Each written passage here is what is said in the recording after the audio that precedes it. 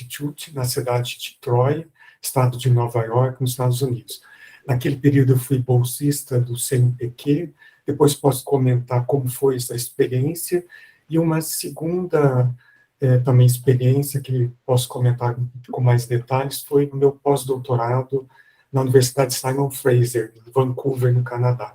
Também uma experiência como bolsista aí já da FAPESP e a supervisão do Greg Mori, especialmente em aprendizado de máquina. Depois eu posso contar mais detalhes. Beleza, muito obrigado, professor.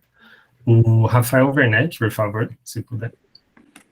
Bom dia a todos, sou Rafael Werneck, sou atualmente pós-doc no Laboratório Record AI.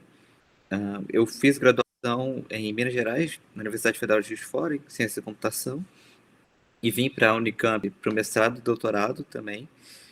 Durante o doutorado, eu tive essa experiência, né, de doutorado sanduíche em Nancy, na França, na Universidade de Lorraine, lá onde eu trabalhei com o professor Antoine Tabon, e na parte de aprendizado de máquina, na elaboração de métodos para utilizando grafos para aplicativos de Bag of Words, né, no caso Bag of Graphs. Isso, e vou estar aqui para tirar dúvidas e conversar sobre essa minha experiência que eu tive lá durante 6 meses lá na França. Bem, obrigado, Rafael. E, por fim, o professor Samuel Martins. Olá, pessoal. Bom dia a todo mundo. Bom, sou o professor Samuel Martins, sou atualmente professor no Instituto Federal de São Paulo, aqui no campus em Campinas. Estou lá desde 2016, né, então já faz um tempinho, né, que eu tenho atuado profissionalmente como professor no IFSP.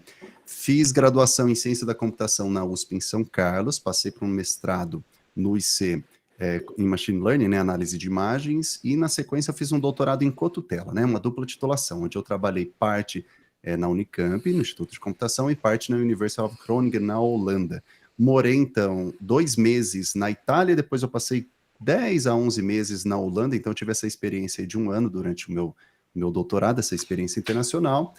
Então, também vou estar aqui aberto a compartilhar um pouco dessa experiência. Tenho trabalhado muito parecido na área do professor Eli e da Bárbara, área que envolve análise de imagens, machine learning, visão computacional, visualização de dados, enfim, um pouquinho de muita coisa.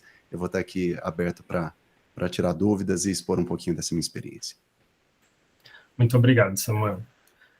Eu sou o Guilherme Leite, né? Faço doutorado aqui no IC.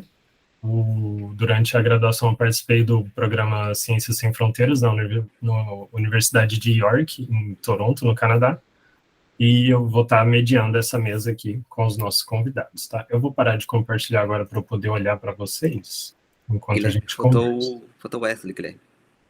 Nossa, perdão. Acho que eu não Wesley, cheguei a enviar minha imagenzinha.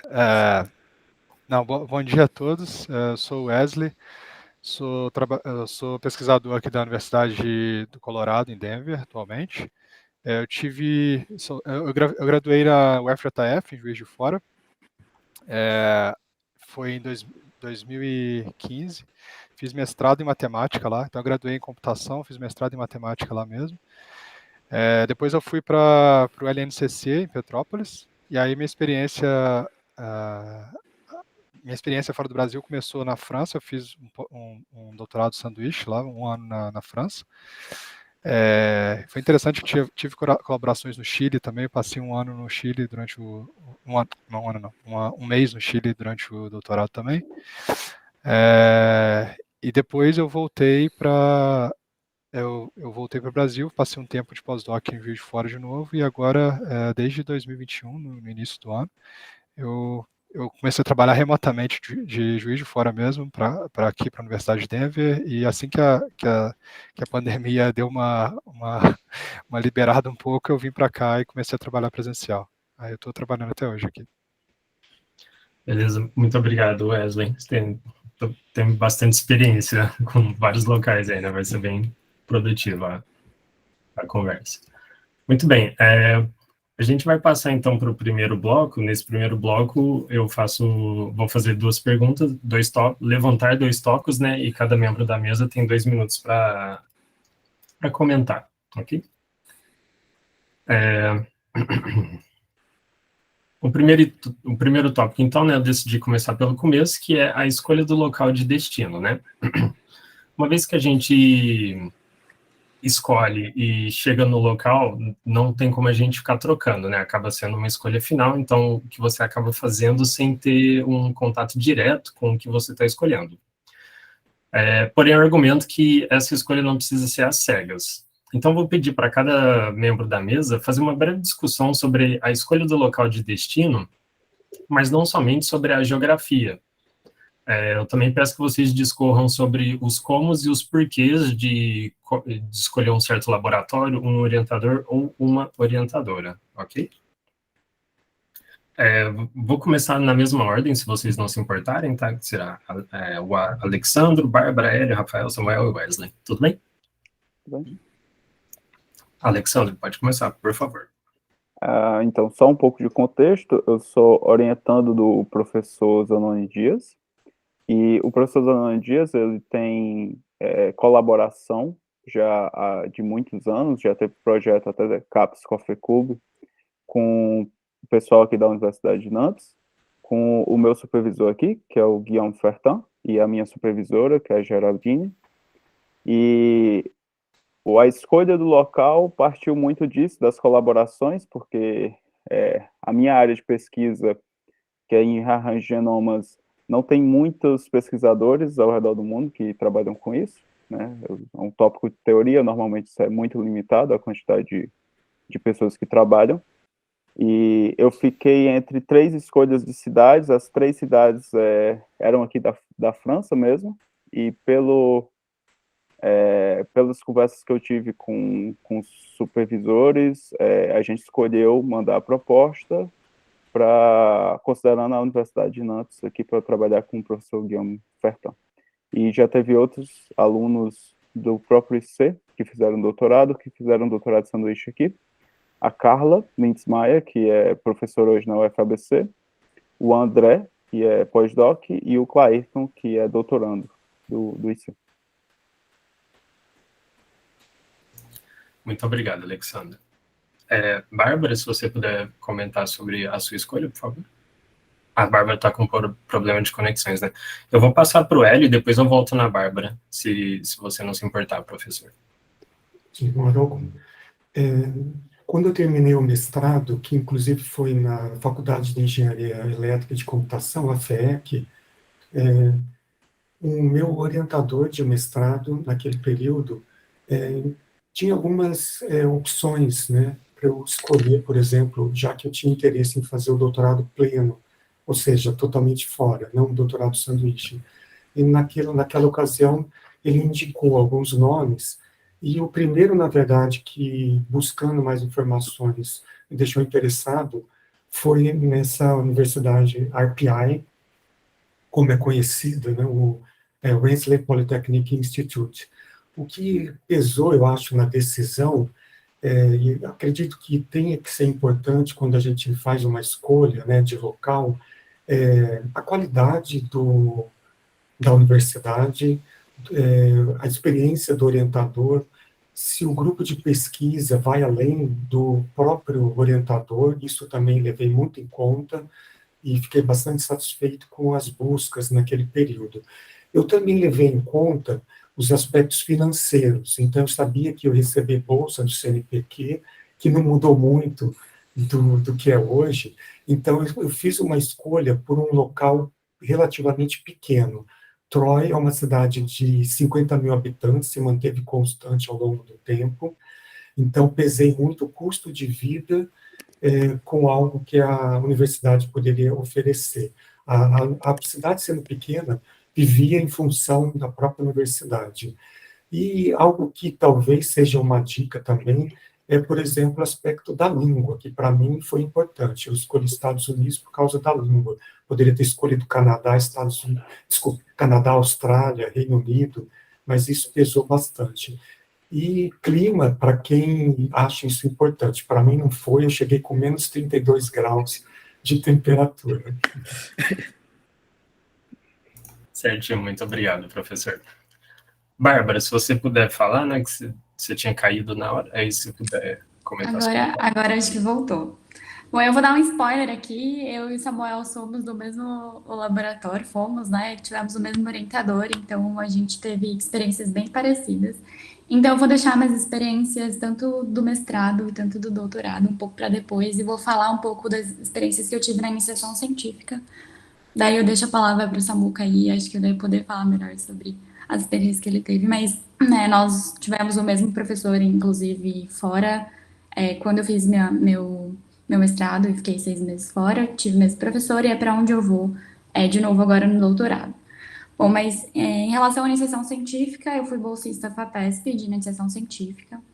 E aí eu tive a sorte de que o professor do laboratório com quem a gente trabalhava, o professor Papa, lá da Unesp Bauru, estava fazendo pós-doc em Harvard. E aí foi o contato, né, o abrir de portas para que eu pudesse ter um contato com a universidade de lá. E aí, durante a graduação, eu fiquei 1 mês lá, eu não pude ficar mais, porque tivemos processo de. Acho que os calendários ficaram um pouco bagunçados com as greves e tudo mais, e aí eu não consegui fazer meu período de estágio pesquisa, né, de iniciação científica nas férias. Então, eu fui no meio do semestre, então eu perdi muitas provas. Foi bastante complicado, mas os coordenadores foram super solícitos e me ajudaram bastante, assim, no processo. Nada que me impedisse de ir, enfim. Mas tive que estudar bastante depois sozinha, né? Mas então a escolha foi um pouco por indicação nesse primeiro momento, né? Porque foi o contato que o professor do laboratório tinha com o professor lá no exterior. E foi nos Estados Unidos, né? Em Boston. E aí, em segundo momento, eu fui bem no finalzinho da graduação para com um professor que estava na Universidade de Middlesex, em Londres. Ele trabalhava também com um grupo de pesquisa e ele tinha implementado, criado um algoritmo de otimização que eu estava implementando na iniciação científica. E aí foi uma experiência muito legal, porque bom, a pessoa que assinava o artigo que eu estava implementando, eu pude ter contato com ele, e aí foi bem legal. Bom, acho que é isso. Certinho, muito legal. Obrigado, Bárbara. Vou passar a palavra para o Rafael, então. Só inicial aqui, fui orientado pelo professor Ricardo Torres, durante tanto o mestrado quanto o doutorado. E durante o doutorado eu comecei a trabalhar com a aplicação de Bag of Graphs, né, que é uma extensão do Bag of Words, que já tinha sido trabalhado por uma outra aluna dele, Fernanda Brandão, durante o mestrado dela. Nesse mestrado dela, ela conseguiu ir para o exterior, foi para Nancy, trabalhar com o professor, e quando eu peguei para continuar esse trabalho, né, para dar uma extensão para fazer o meu doutorado, eu acabei fazendo a aplicação, finalizando um paper que ele já tinha começado a escrever, então tanto a Fernanda quanto o professor de lá, e já tendo esse contato, né, o professor já sabia que eu estava trabalhando, ele tinha novas ideias de como fazer, foi uma decisão bem fácil do quem que eu ia aplicar para o exterior, né? O professor já tinha esse contato, já tinha anterior mesmo do Ricardo Torres com o professor Antoine Tabon lá na França. O tanto que quando eu estava lá, o professor Ricardo também estava em Sanduíche, na Holanda, foi lá conseguir visitar para a gente poder trabalhar alguns dias juntos. Então, essa decisão foi bem fácil de fazer mesmo, porque eu já estava trabalhando com ele, então foi simplesmente a fazer a aplicação, no caso FAPESP, que eu fiz, para poder passar um tempo lá e trabalhar com ele presencialmente.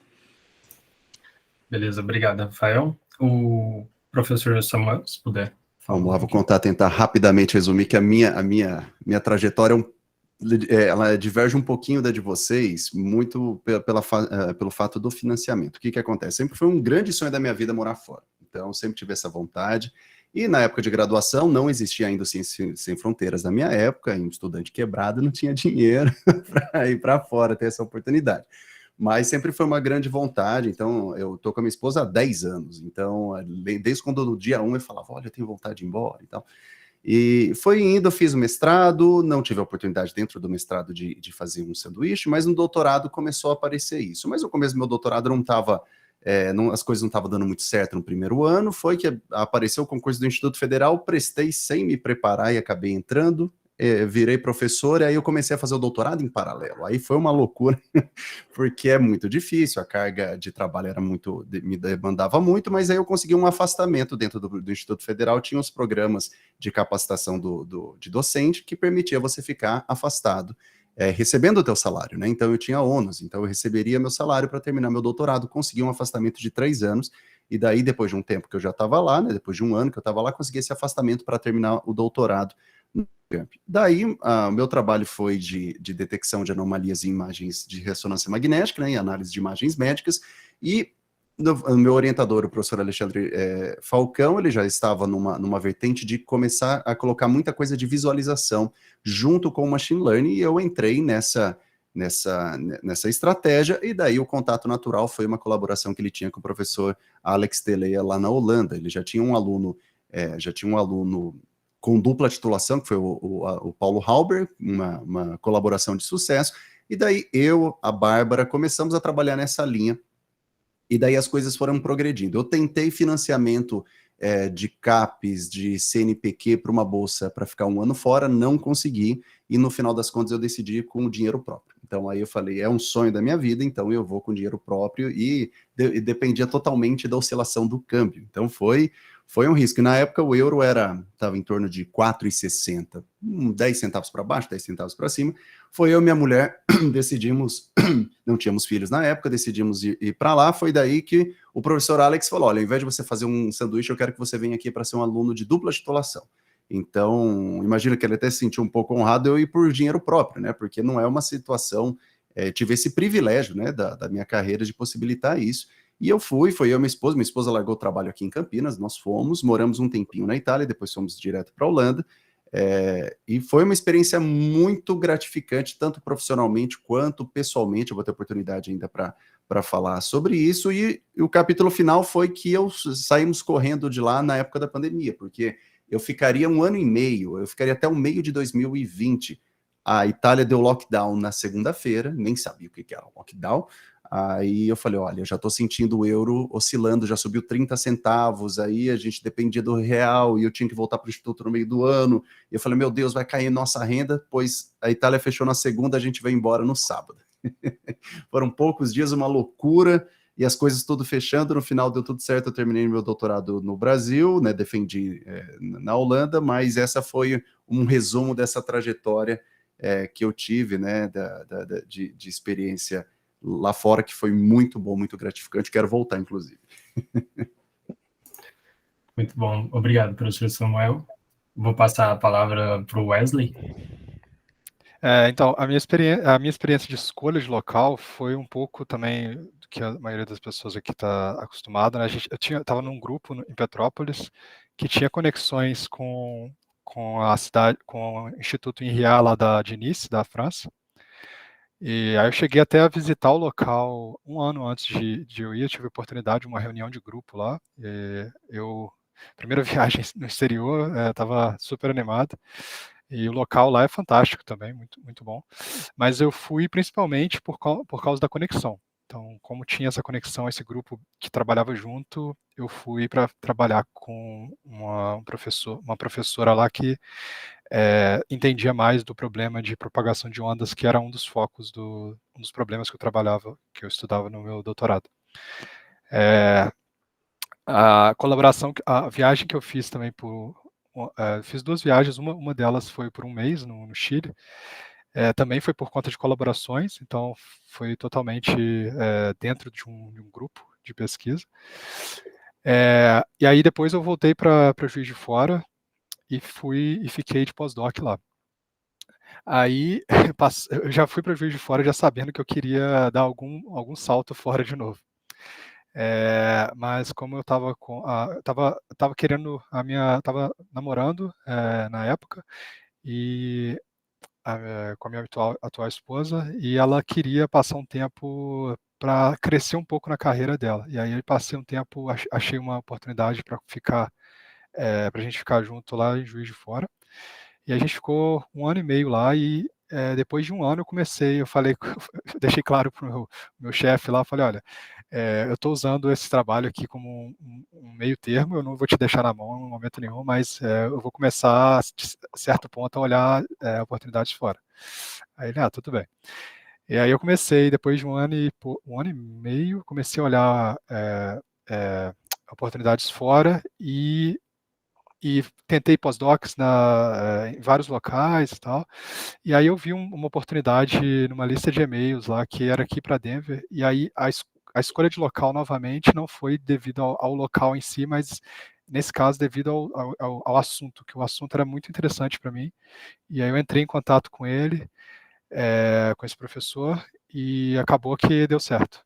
E aí, e chegando aqui também descobri que a cidade é muito boa, muito bom. Então, acho que eu caí em lugares muito bons, mas via pesquisa. Beleza, muito obrigado, Wesley. Parece que a maioria do pessoal aqui foi por contato que o grupo já tinha estabelecido, né, e acabou aproveitando esse contato. O que eu não esperava, e o meu segundo tópico meio que cai por terra nesse momento, mas vamos lá. Para o segundo tópico, o que eu tinha selecionado uma vez que nós escolhemos o grupo de pesquisa, agora a gente precisa entrar em contato com quem vai nos receber. Então, como que esse contato pode ou deve ser feito, né? Se é por e-mail, por Twitter, se eu entro em contato com o departamento antes de entrar em contato com o gerente do laboratório, ou o PI responsável pela pesquisa. Quais materiais eu devo enviar nesse primeiro contato, se eu envio o meu currículo, meu CV, se eu envio o meu Lattes, se eu já mando uma carta de motivação, se eu mando meu canal do YouTube, quais materiais eu envio, e se der tempo, o que deve estar contido nesses materiais, né? Então, isso eu peço, se tiver tempo, escolhe um dos materiais e algum tópico que ele deve conter, né? Eu falo isso em especial para carta de motivação, por exemplo, ou do currículo, que são documentos que a gente precisa de algumas coisinhas específicas de aparecerem lá. Então, a gente segue a mesma ordem, começando pelo Alexandre. Pode começar, obrigado. Eu tô com bolsa do CNPq e eu tentei submeter o meu projeto no edital que abriu no final de 2019. Esse edital foi afetado pela pandemia, então o meu contato inicial foi em meados de outubro de 2019 com o orientador. Quem fez o contato inicial foi o meu orientador, o Zanon Dias, com o meu supervisor daqui. Apesar que eu tenho 2 supervisores aqui, na prática, mas formalmente eu só tenho um, que é o Guillaume Fertan. Todo o contato se deu por e-mail, a gente escreveu o projeto. Como o projeto era escrito em português, a gente só fez um resumo do projeto para ser enviado para o meu orientador daqui, o Guillaume.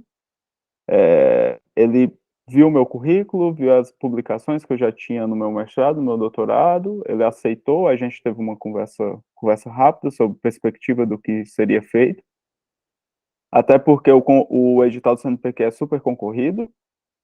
Esse edital que eu tentei teve uma vaga de bolsa de ciência da computação para o Brasil inteiro.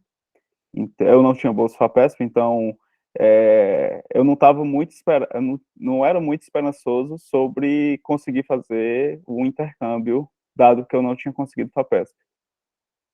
Sabia que era muito concorrido e a bolsa do Print, que tem da CAPES, que o IC oferece, ela não abrange os tópicos de teoria da computação nos últimos editais. Então, eu não tinha muita esperança, então isso foi uma das coisas que a gente também falou para ele, né, que a gente vai mandar, é super concorrido, não é uma coisa que vai ser certa. Por exemplo, vai ter um outro aluno que vem próximo ano, também do professor Zanoni, e ele tentou BEP, e eu expliquei para ele que a situação com a BEP, a submissão era bem mais diferente, porque normalmente quem tem bolsa FAPESP já consegue a BEP, então seria muito mais fácil. E depois que foi aceito em abril do ano passado, eu só vim em janeiro, estava planejado para chegar aqui em setembro, que é o começo do período letivo na Europa, mas eu adiei para janeiro por causa da pandemia. Eu acho que foi uma boa escolha ter adiado, porque senão eu teria passado até de setembro a janeiro, teria passado em confinamento por aqui, não ia ter muita experiência, ia ficar basicamente trabalhando remoto, mas só que aqui em Nantes. Então, acho que foi uma boa escolha a gente ter feito esse adiamento. Não foi uma boa escolha porque eu cheguei no inverno, e por causa da pandemia eu estava morando em Fortaleza, estava morando no Ceará, então saí de calor de 35 graus para chegar aqui, estava fazendo -2, então o choque térmico foi bem grande. Mas depois disso também teve a parte burocrática, porque eu precisava de alguns papéis assinados do diretor do laboratório. Eu não tenho status de estudante aqui, isso é uma coisa para deixar claro, eu acho que é comum para quem vem fazer intercâmbio, a gente não tem status de estudante, a gente fica como se fosse um pesquisador convidado, e na França tem uns documentos específicos, tem um passaporte específico para pesquisador, então eu tive que passar o contato agora para o RH da universidade, conversar com eles para eles me mandarem os documentos. Alguns documentos tiveram que ser enviados por correio para chegar no Brasil. Eu estava no Ceará, mas eu tive que viajar para Campinas para ir no consulado da França em São Paulo, porque o consulado de Recife não estava tirando o visto, então era isso, eu ir para Brasília, eu decidi ir para Campinas, passar um mês lá e tirar o visto. E tem essa parte bem burocrática, e, enfim, tem 3 pessoas comigo que vieram para a França, e a França é muito burocrática, muito burocrática. Eu acho que eu tive que mandar uma carta pela primeira vez na vida para uma empresa, foi aqui na França, e a gente vai aprendendo um choque de cultura, mas esse contato, tanto com o supervisor quanto o pessoal daqui, foi bem tranquilo. Tem algumas coisas que até hoje eu não tenho acesso, vou voltar sem ter acesso, por causa de não ter status de estudante e ter uma burocracia bem grande para isso. Mas no geral, foi um contato bem positivo. Foi bem fácil. Muito obrigado, Alex. Vou passar para a Bárbara, por favor. Como eu falei, primeiro meu contato foi feito pelos meus orientadores e colaboradores de grupos de pesquisa e networking, contatos, né? Então, eu não tive muitas questões, né, em ir atrás, era sempre alguma pesquisa que estava envolvida com o meu trabalho, pesquisa no Brasil já, então,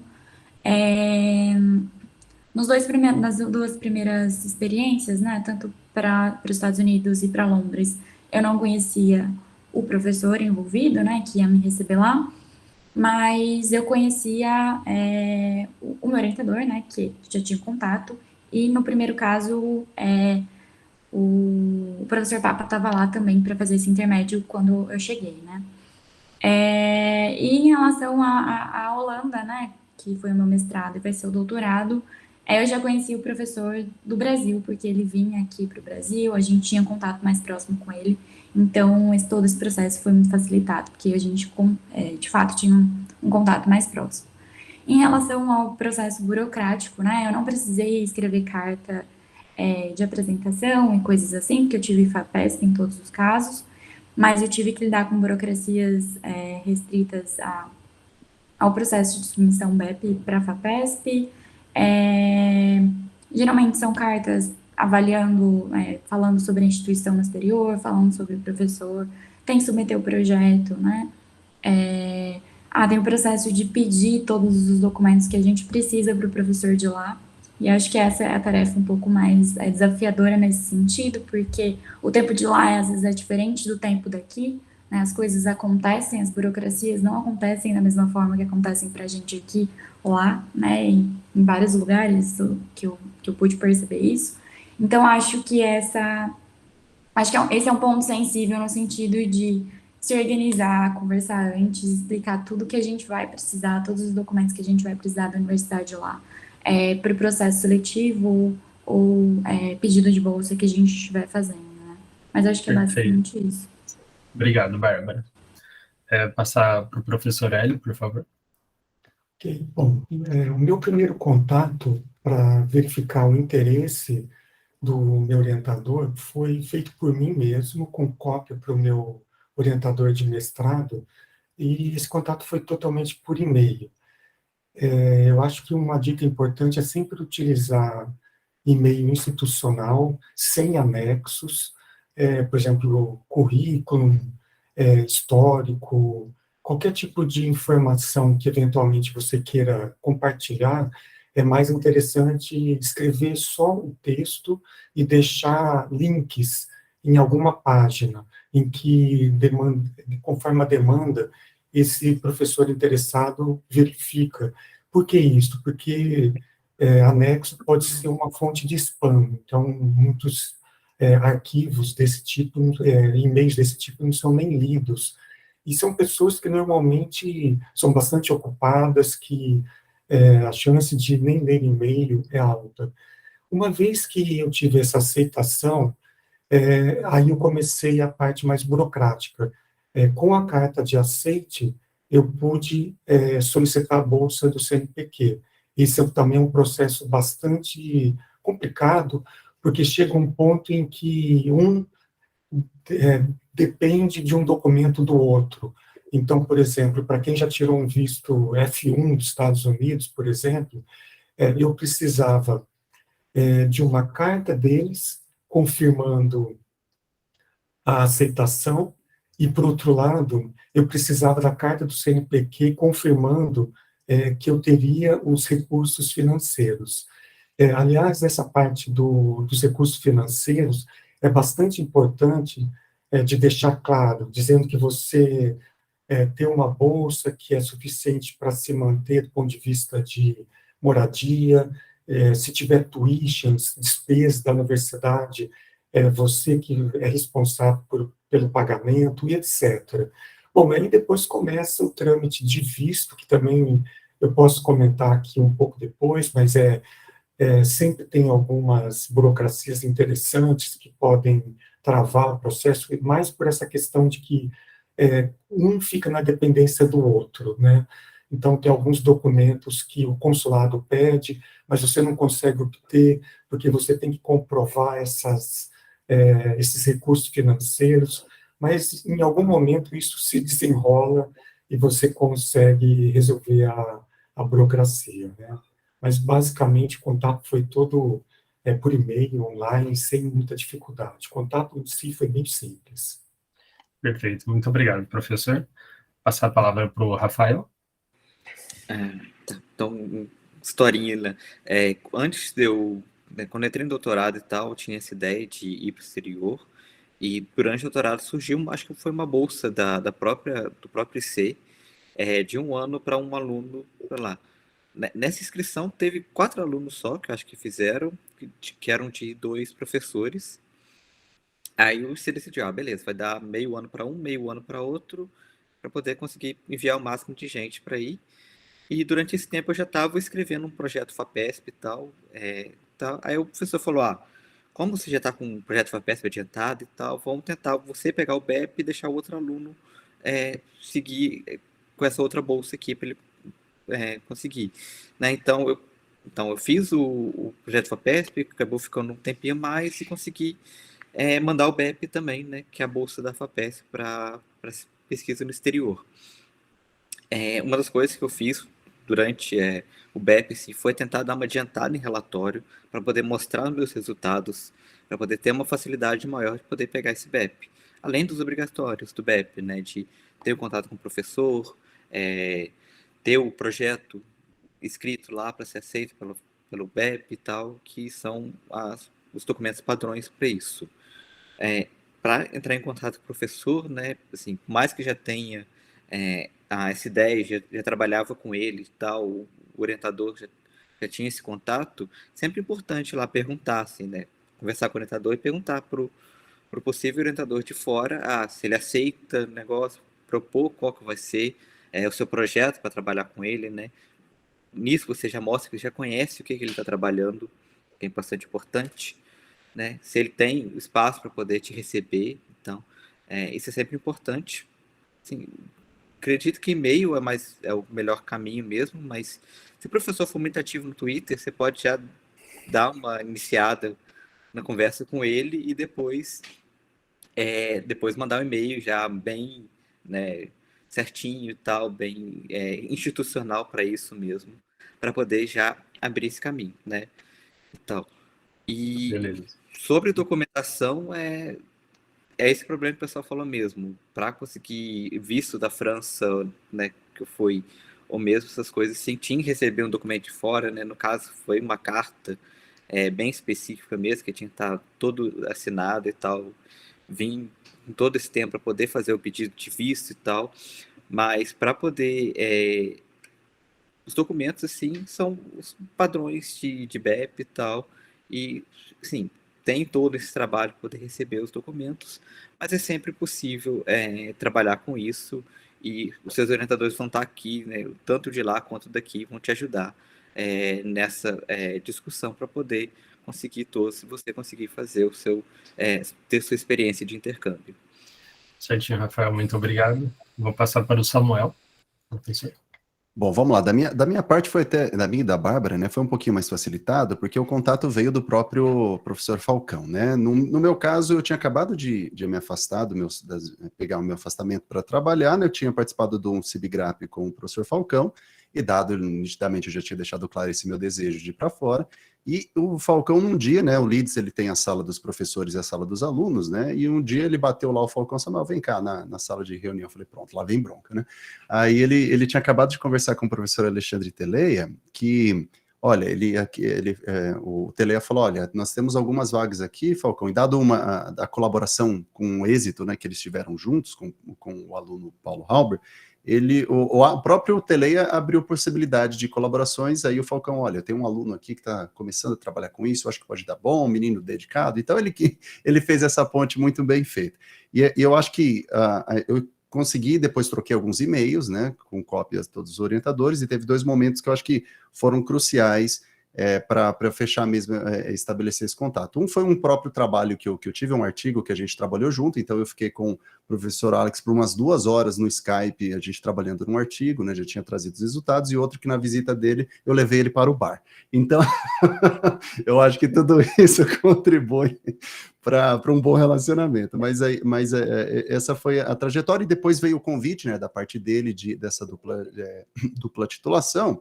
E daí a burocracia é bastante grande, tá, pessoal? Porque mesmo a gente já tendo tido no Instituto de Computação esse contato com o Groningen, a Universidade Groningen, né, com o Paulo, mudou alguma coisa do estatuto dentro do IC. Eu sei que foram 2 anos para a papelada estar aceita. Eu dei entrada em outubro de 2018, só foi sair, foi quase 2 anos, na verdade, foi sair só em março de 2020, então, e foi demorado tanto na Unicamp quanto lá também. Então, os orientadores tiveram que fazer bastante pressão no staff, porque não saía. Da parte de vistos, também teve burocracia. No meu caso, teve um pouco mais, porque o professor Hélio citou bem, você tem que provar que você tem fundos, né, suficientes para se manter. No meu caso, eu tinha que provar que eu tinha para 2, porque eu levei a minha esposa junto.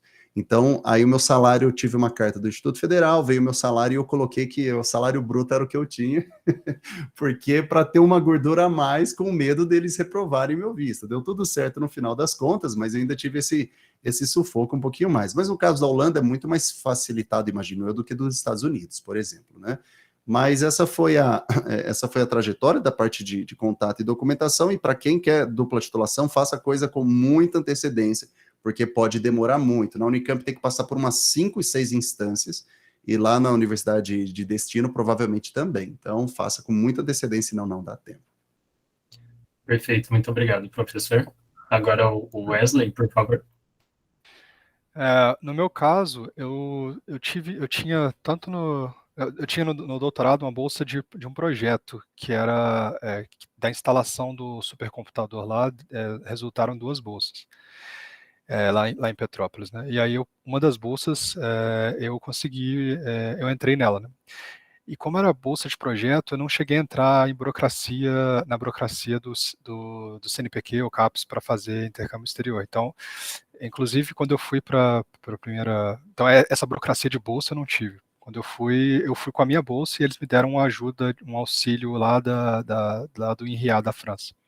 Então, na parte burocrática, eu tive a parte burocrática apenas do visto, que já é algo também. E chegando na França, com certeza, lá eu não tive...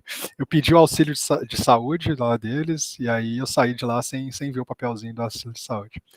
Mas já me alertaram sobre esse tipo de burocracia lá. O contato com eles foi, como eu falei, via o grupo de pesquisa, então eu tive a oportunidade de ir lá antes para conhecer o grupo, conversar, então, e sempre que tinha alguma pergunta, foi sempre via e-mail, nesse primeiro contato que eu tive. Quando eu fui para o Chile, eu já conhecia o professor de lá, que ele vinha às vezes a Petrópolis para fazer colaborações, então foi uma reunião de grupo lá, ele me convidou, eu aceitei, foi muito, muito, muito simples. Já a experiência que eu tive mesmo de eu buscar trabalho foi aqui nos Estados Unidos, então eu comecei a pesquisar em... primeiro você tem que saber onde procurar, né? Eu comecei a procurar no LinkedIn, por exemplo, e do LinkedIn, das oportunidades que eu vi, eu não tive resposta nenhuma. Ninguém me respondeu dos contatos que eu tive lá, assim, dos tipos de vaga que eu achei por lá, né? Também estava no momento, ainda já estava dentro da pandemia, então para você sair do Brasil, tipo, no auge de uma pandemia, fazer um contato externo era algo, tipo, impossível. Mas aí o que aconteceu foi que depois que eu achei esse professor, que estava numa lista que é NA Digest, que é uma lista aqui dos Estados Unidos que divulga vagas no mundo todo para análise numérica. E aí eu vi essa oportunidade e eu comentei com o meu orientador e ele me disse que conhecia esse professor. E aí ele me deu uma primeira carta introdutória, ele mandou um e-mail para esse professor, assim, e aí isso quebrou a primeira barreira. Eu acho que o importante na comunicação é você quebrar a primeira barreira. Depois que você troca o primeiro e-mail, já fica muito, muito mais fácil. Então você tem que sempre achar o jeito de quebrar essa primeira barreira, que pode ser por e-mail, pode ser por rede social. Aí depende, eu acho que de caso a caso, não tem muito uma regra de ouro. É isso. Beleza, obrigado, Wesley. Agora a gente passa para o bloco 2, e como a gente passou um pouquinho do tempo, o planejado era fazer 2 rodadas, mas se não der tempo, a gente faz somente uma rodada e passa para a pergunta do público, tá? Nesse bloco, então, a mesa pergunta e alguém da mesa responde em ordem sorteada previamente, né? Cada membro vai ter um minuto para fazer pergunta e 2 minutos para fazer a resposta. Por sorteio, a ordem ficou Samuel, Alexandro, Rafael, Bárbara, Hélio e Wesley. A lista é circular, tá? Então Wesley pergunta para o Samuel de volta.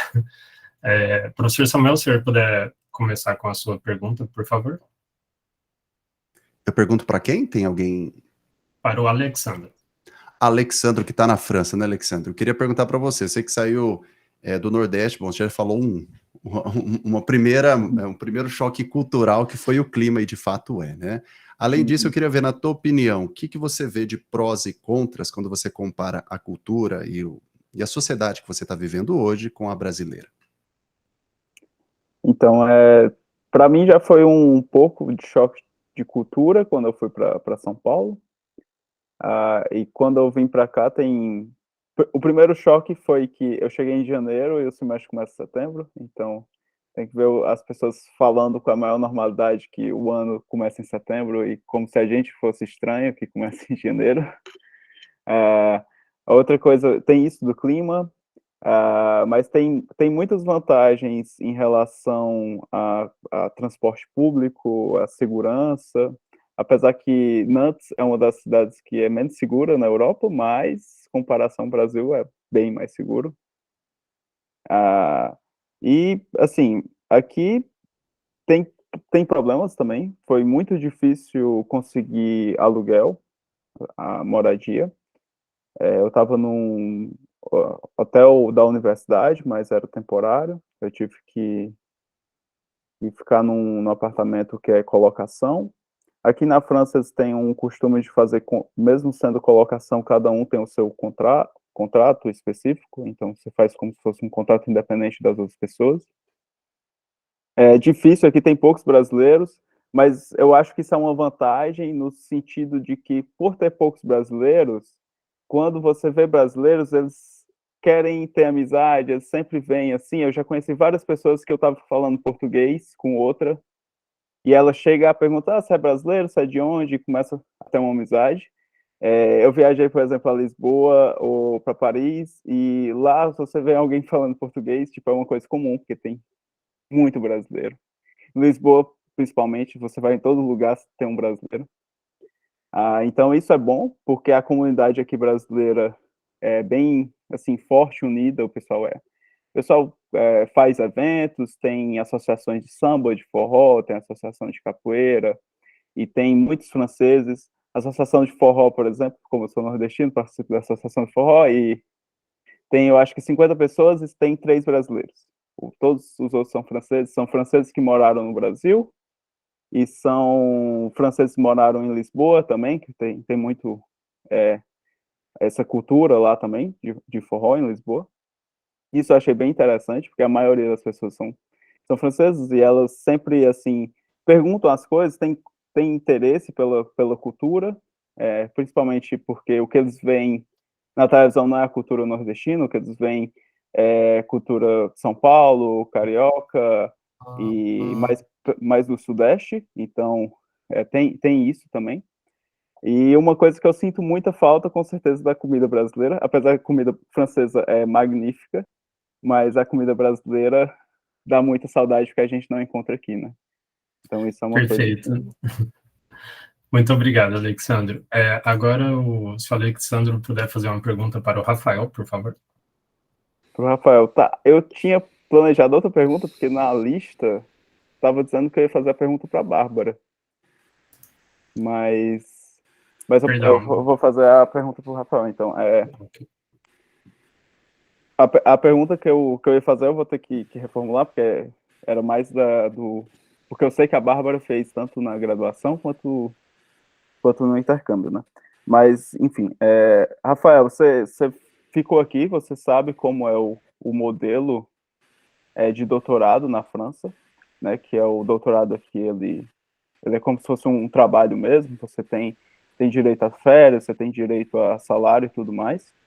E, assim, com certeza isso é vantajoso em relação ao Brasil, mas uma coisa também que é diferente é que o doutorado aqui é 3 anos e normalmente as pessoas vêm direto da graduação. E diferente do Brasil, que a gente tem que percorrer um caminho muito longo até terminar o doutorado, por exemplo, percorreu acho que 10 anos, 11 anos, graduação, mestrado, doutorado. E aqui eles percorrem um caminho de 8 anos até terminar o doutorado. E eu queria saber também se você teve essa experiência aqui, o que é que você acha da diferença dos dois modelos e se você tem alguma preferência por um ou por outro. Quando eu fui, né, como você disse, a gente não é estudante quando a gente chega pelo menos na França, né, a gente é tratado como pesquisador visitante, lá, que eu tinha algumas diferenças entre quem estava trabalhando lá como doutorando ou mestrando lá. Eu tive bastante contato mais com mestrandos lá do que doutorandos, mas eu posso dar uma ideia geral. Lá, como você já tinha comentado, eles normalmente são mais contratados para isso, né? A gente é visto mais como estudante lá, tem um contrato aí, normalmente com empresas, para fazer as pesquisas e tal. Então tem toda uma diferença que a gente acaba que não tem aqui, né? Vantagens, assim, com férias e tal. Uma das coisas lá também é que eles têm uma limitação, por exemplo, o pessoal do mestrado, que eu confio mais, que tem um horário de trabalho mesmo, né? Dali das 8, 9 horas até 5 horas, e a partir das 5 ninguém mais podia nem ficar no laboratório, né? Não tinha essa permissão. Acaba eu como visitante, eu tinha um pouco mais dessa liberdade, então uma liberdade que eles não teriam lá, então eu poderia colocar algumas coisas extras para rodar lá nos computadores deles durante esse tempo que o pessoal estaria indo para casa. E como eu falei, pegou mais o pessoal que estava mais no mestrado, né? Acaba que era um pessoal, igual o Samuel perguntou, mais de outras culturas, né? Eu vi bastante com marroquinos, com indianos e tal. E eles tinham essa limitação do horário e tinha toda essa permissão. Tem todas essas vantagens dele, né? Que a gente busca aqui, né? De um 13º, umas licenças e tal, que são vantajosas, e que mas eu acho que a gente tem um pouco mais de leque do que a gente trabalha. A gente vai muito mais a fundo, tanto na nossa graduação quanto no nosso mestrado, doutorado, que a gente consegue, como a gente tem um pouco mais de disciplinas assim, a gente consegue ter uma ideia maior das coisas sendo aplicadas ali, que eu assim que eu não vejo muito o pessoal lá fora assim, né? Que é um pouco acaba que é muito centrado ali do que está fazendo, não consegue espalhar um pouco esse conhecimento que eles têm, entendeu? Beleza. Muito obrigado, Rafael. E se você puder perguntar uma pergunta para a Bárbara, por favor. Tá, Bárbara, você que conseguiu fazer aplicações já tanto na graduação quanto no mestrado, como é que foi a colaboração? Assim, você conseguiu escrever bastante com eles lá fora? Como é que foi essa colaboração com eles lá fora? Para poder, assim, na sua produção científica?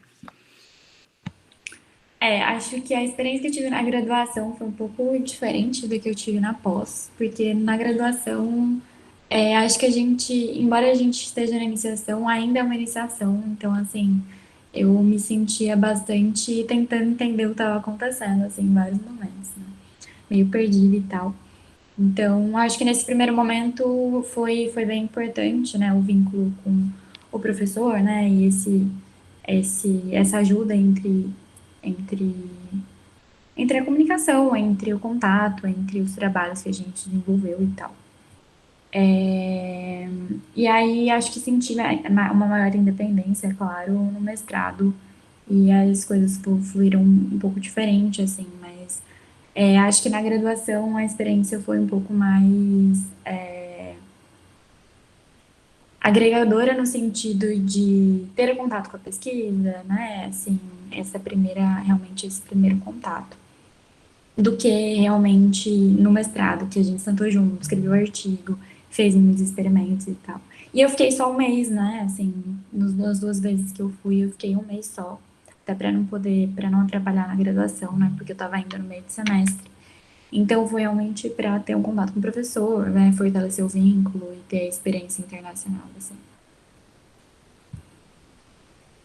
Certinho, muito obrigado, Bárbara. Se você puder fazer uma pergunta para o professor Eli, por favor. Professor, eu estava pensando aqui, o senhor disse que foi no pós-doc também, né?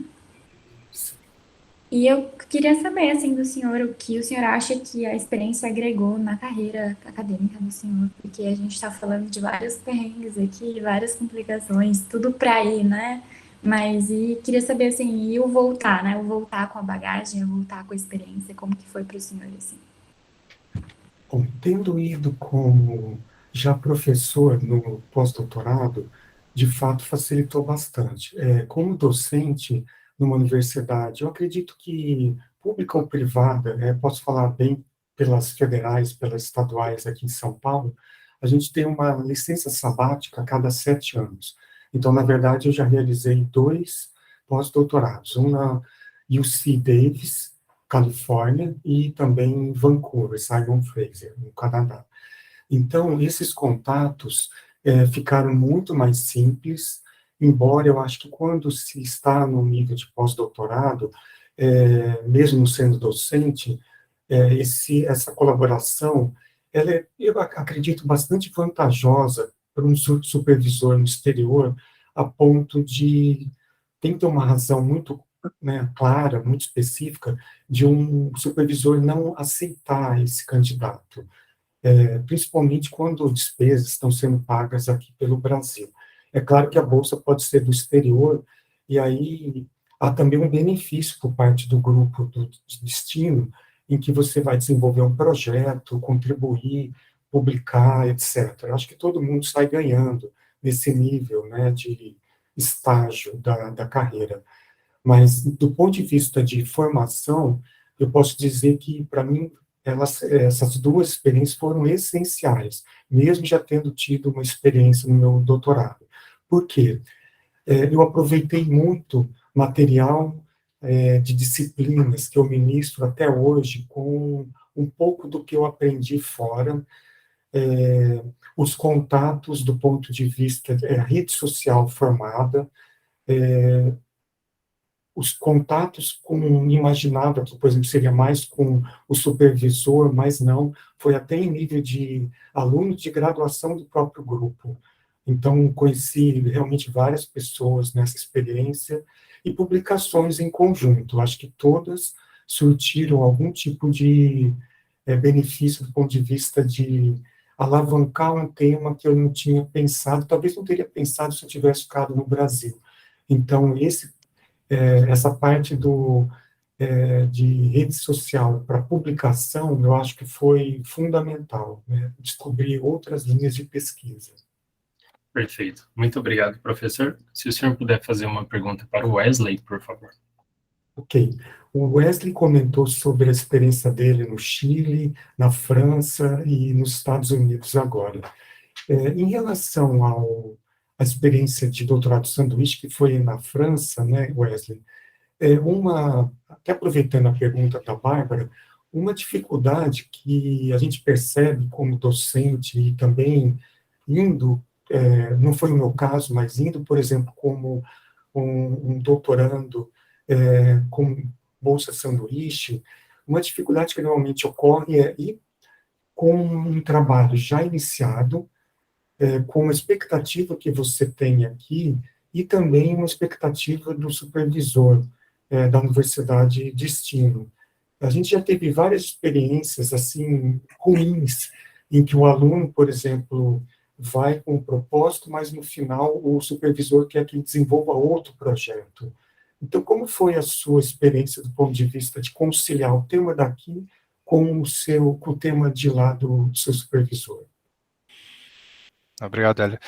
Então, acho que nesse ponto eu tenho um pouco para falar mesmo. Foi bom você ter perguntado. Eu fui para trabalhar, então já tinha avançado bastante na minha tese. Aí eu tinha um tema. Então minha tese foi em métodos numéricos, desenvolver métodos numéricos para métodos de elementos finitos. Um método específico que eu estava pesquisando, que é bastante forte lá no LNCC, nesse grupo, e esses pesquisadores também do INRIA da França trabalhavam junto nesse mesmo método. Eles trabalhavam em outros métodos também, mas esse método era um ponto de colaboração, a pesquisa e desenvolvimento desse método. Então eu já fui com a cabeça de eu vou encontrar uma professora lá, e que ela vai ser minha colaboração direta para desenvolver teoria do método para um problema específico, que era o problema que eles são especialistas, que era propagação de ondas. Então era um problema específico, um método específico. Aí tudo específico, mas chegando lá, o que eu descobri, na verdade, é que eles já tinham, no projeto atual, como eles trabalham, bem orientado a projetos na França, que é um pouco diferente de como a gente trabalha no Brasil, né?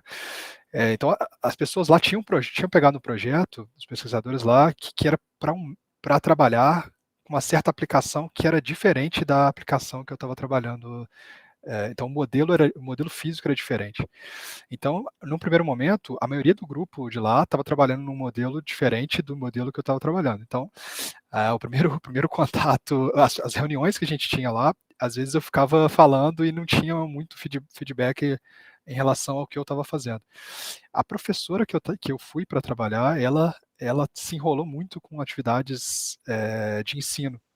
Então, o contato com ela foi bem pequeno. Então, eu me senti numa situação de que eu tinha que buscar o conteúdo que eles estavam trabalhando mais para eu conseguir ter uma colaboração maior. Então, criou uma certa pressão assim, e o que eu fiz foi manter ainda reuniões semanais com o meu grupo do Brasil, onde eu trabalhava mais a parte teórica, e na parte de aplicação eu tentei conversar com um dos doutorandos lá e ter mais colaboração com ele, focando uma parte da minha tese. Então, eu realmente escolhi focar uma parte da tese para ter esse momento de colaboração com eles lá. Então, acho que é um pouco disso mesmo, né? O grupo de lá tem um trabalho lá, e o grupo do Brasil tem um outro trabalho. Você tem que se encaixar, porque senão, o que eu tive experiência na França se você não se encaixa, o que pode acontecer é você não ser visto. Você fica meio que um pouco isolado. E isolado no intercâmbio não é uma boa coisa. Maravilha, Wesley. Muito obrigado. Eu vou pedir para você fazer uma pergunta para o professor Samuel, por favor. Professor Samuel, eu tive esse momento de procurar emprego ou procurar vagas no exterior durante a pandemia. Aí eu estava pensando aqui que talvez você pudesse trazer sua expectativa quanto até porque você está querendo de novo sair do país para fazer alguma coisa fora. Qual que é a sua expectativa no uso de intercâmbio presencial? Como é que vai aumentar ou diminuir devido a esse aumento nas colaborações remotas que a gente está tendo agora? Rapaz, pergunta difícil, hein?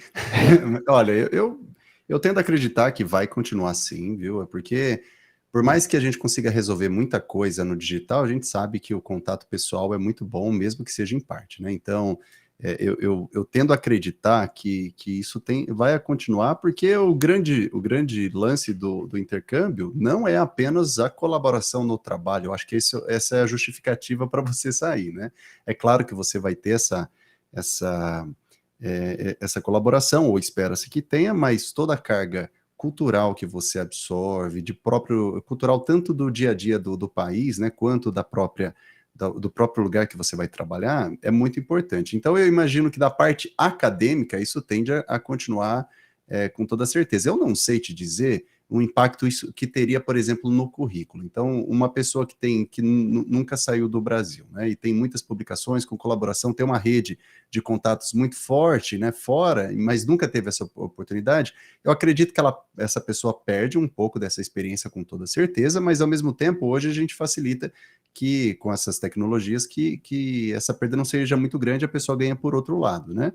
Agora, eu imagino que no ambiente acadêmico isso tende a continuar muito forte. Agora, no ambiente da indústria em si, né, pelos contatos que eu tenho, mesmo as vagas que eu vejo no LinkedIn e tudo mais, tem muito esse movimento de ter algo mesmo remoto, né? Então, aí a pessoa trabalha de qualquer lugar, aí hoje até tem um termo para isso, né, os nômades digitais, né, a pessoa que tem um emprego totalmente sem uma base fixa, né, do lugar não precisa, a pessoa vai mudando, conhecendo o mundo, os lugares, né? Mas eu acho, Wesley, que tende a acontecer, continuar isso forte na academia, porque é a oportunidade que a pessoa tem para ter essa experiência, né? Certinho. Muito obrigado, professor Wesley. A gente vai passar agora para as perguntas do público, para dar tempo do pessoal conseguir perguntar para a banca, né? Daí, então, quem estiver assistindo, se tiver alguma pergunta, pode levantar a mão, que a gente faz em ordem de chegada.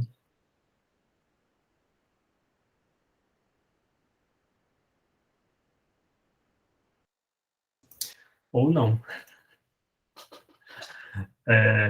Opa, Rafael Oliveira Werneck, tem uma pergunta.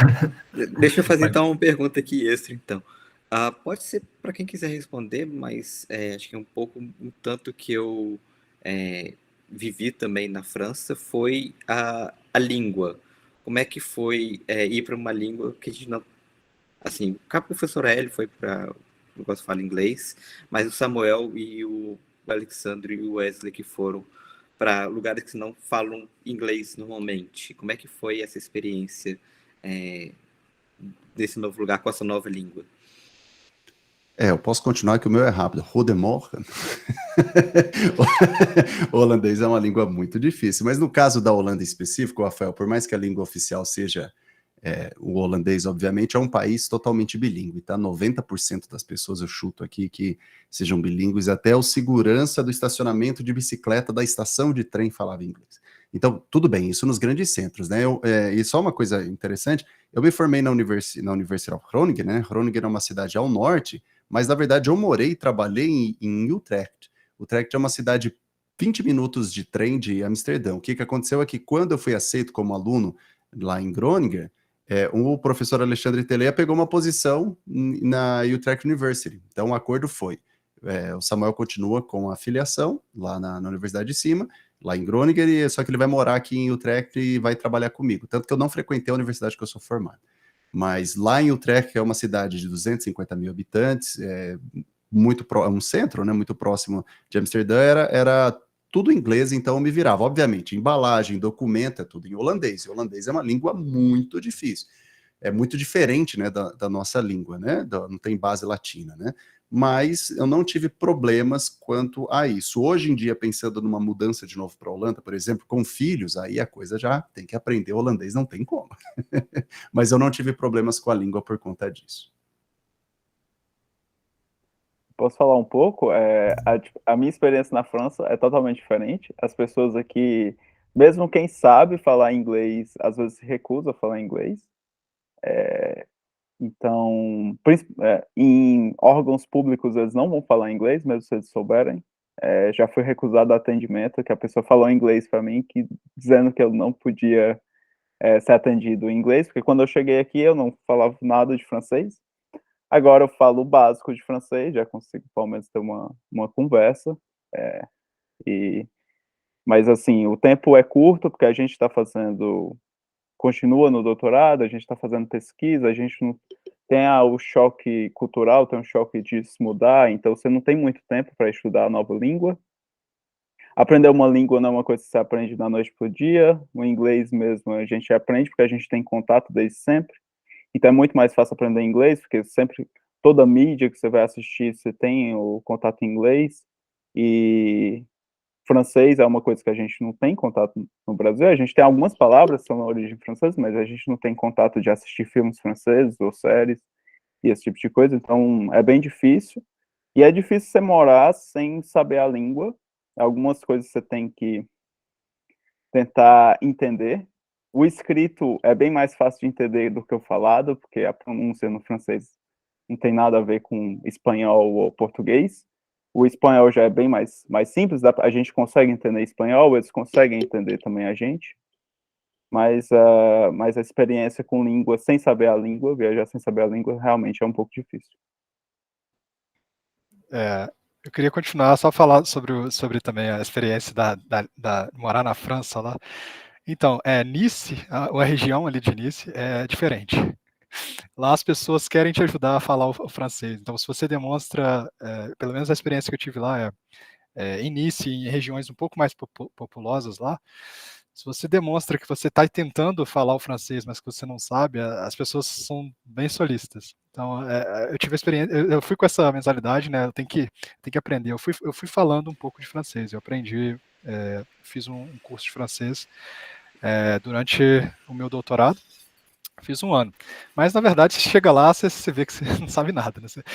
Eu tentei comprar, o primeiro dia que eu estava lá, né, eu tive que me virar. Então, cheguei lá, eu tive que ligar para a companhia elétrica e pedir o ligamento da minha luz. Era isso que eu tinha que fazer no primeiro dia, assim que eu cheguei, porque eu não tinha luz, energia elétrica. E aí a pessoa me falou isso, né, a governanta lá. E aí eu fiquei assim, e agora? Como é que eu vou ligar para... Eu tentei ligar, mas a pessoa do outro lado da linha não conseguia me entender. Aí eu cheguei nessa moça que tinha me informado isso, falei, olha, você por favor pode me ajudar, porque eu não consigo fazer essa ligação para ligar minha luz. Aí também comércios locais e tal, aos poucos eu ia usando a língua para aprender. Já no Chile foi muito mais simples. Então eu fiquei 3 ou 4 semanas no máximo lá. No final eu estava me sentindo o falante da língua espanhola, porque é muito mais simples de você pegar e tentar falar o portunhol.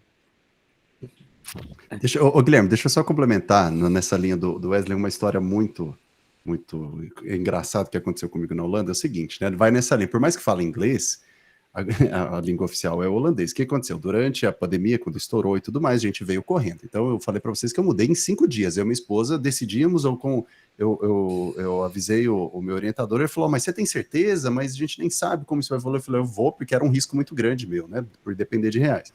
Aí os órgãos já estavam fechados, porque lá é muito atendimento presencial mesmo, não tinha e-mail ou formulário, muita coisa por carta. Aí tinha um telefone. Falei, bom, vou ligar, né? Porque você tinha que fazer o processo de deregistration, que era para avisar que você está saindo, porque aí vai abater nos impostos, porque veio a carta de imposto para o ano. Aí eu paguei, eu ia pagar, na verdade, não anualmente, mas uma parte, era alguma coisa assim. E eu fiz o processo, mas eu queria tirar essa dúvida. Eu liguei call center em holandês. Eita! Aí você não entende uma palavra. Aí falei, meu Deus, aí a gente tinha que ir embora, aí o mundo tá acabando e tá fechando. Eu comecei a ficar apertando a tecla 1. Até que alguém me atendeu. Aí eu puxei o inglês, a pessoa me atendeu. Não era nem da área que deveria fazer, mas ela me atendeu lá, resolveu o problema para mim. Mas aí aconteceu isso, eu olhei e falei, meu Deus, e agora? Eu vou sentar e chorar, né? Porque eu não entendia uma palavra, muito difícil, né? Muito diferente, mas aconteceu, mas consegui me virar. No final, acho que tudo dá um jeito, mas perrengues são certos que você passará. Só deixa eu complementar então com uma historinha também. Quando eu cheguei na França também, sabia o mínimo de francês, então, primeiro mercado que eu fui e a moça me pediu uma coisa, eu não tinha a mínima ideia que ela estava falando, que era para abrir a mochila, né? Mas depois, no final, assim, faltando um mês para voltar, o sistema de telefonia lá me ligou, a moça da telefonia, querendo oferecer mais, né, a extensão do plano. E eu não falava muito, porque eu só tinha ficado 6 meses, então meu foco foi mais na pesquisa e não no aprender o francês ali. E ela também não falava inglês, mas os dois conseguiam entender. Então eu respondia para ela em inglês e ela me respondia em francês. Foi a conversa mais estranha que eu já tive na minha vida. Muito obrigado, Rafael. Acho que o professor Hélio também tem alguma coisa para falar no inglês. Eu, pelo menos, já comi vários pãezinhos do Tim Hortons apimentados que eu não queria por causa do meu inglês. Apesar do inglês ser uma língua, claro, em que a gente tem muito mais influenciado no dia a dia, mas no meu caso, por exemplo, eu cheguei, primeira experiência no exterior de realizar disciplinas, conversar com o orientador, definir um plano de pesquisa. Então, é claro que há sempre muita dificuldade, né? Por exemplo, eu tive que tomar uma série de vacinas que, por exemplo, tétano, hepatite B, nem me lembro mais, mas uma série de vacinas. Então, isso foi, acho que no segundo dia. Havia uma nevasca, né, nesse período que eu cheguei no primeiro, vamos dizer, o semestre daqui, mas o segundo semestre de lá, então mais ou menos em janeiro. Então, realmente, um inverno que, acho que dos últimos 30 anos não tinha sido tão rigoroso. Então, o deslocamento foi bastante complicado, e todas essas questões de saber como resolver problemas em que a realidade é bastante diferente, né? A gente não tem como, só estando lá mesmo para ver a dificuldade. E eu acho que um ponto também que dá para dizer que é uma etapa bastante difícil, que hoje até já foi minimizada um pouco, é que eram 2 exames de qualificação. O nosso exame de qualificação específico e um que era o geral, que era obrigatório, e várias provas orais. Então, isso eu me lembro, de vez em quando tem alguns pesadelos, inclusive, porque talvez a etapa mais difícil do doutorado seja esse que a gente chamava de candidacy examination, então, em que você tinha que, em uma lousa, por exemplo, discutir, resolver um problema com o professor. E podia ser qualquer pergunta. Me lembro de ter, por exemplo, resolvido perguntas sobre microprocessadores, sistemas operacionais, mapas de Carnot, probabilidade, estatística, estruturas de dados, redes de computadores. Então, isso era uma etapa bastante crítica. Alguns alunos eram reprovados nesse exame, tinham mais uma chance. Então, isso foi um impacto bastante grande, porque ao mesmo tempo que você tinha que responder bem tecnicamente, tinha que se comunicar bem. E eu não estava, talvez, tão bem do ponto de vista de comunicação naquele período, que foi logo no início, primeiro semestre. Então, isso realmente me marcou bastante. Obrigado, professor. Se alguém tiver uma pergunta, pode levantar a mão, mas se não tiver, eu queria... Ótimo, o Alexandre pode fazer. Eu tenho uma pergunta para a Bárbara.